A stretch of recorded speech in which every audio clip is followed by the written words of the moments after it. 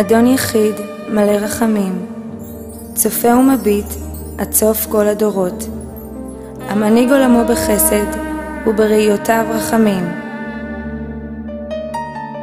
עת רצון מלפניך, ריבונו של עולם, הריני באה לפניך בשמחה רבה להודות שהחיינו וקיימנו והגיענו לזמן הזה.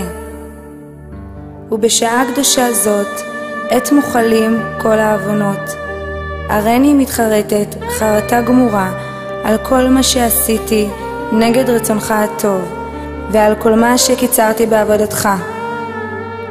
ואני רוצה בלב שלם ובנפש חפצה לעבדך באמת מכאן והלאה לתמיד. ונזכה לבריאות הגוף ולאור עליון, ותרחם על כל ארץ ישראל, על קדושתך, ותבטל ותמתיק את כל הדינים מעל עמך בית ישראל, ברשמיות וברוחניות.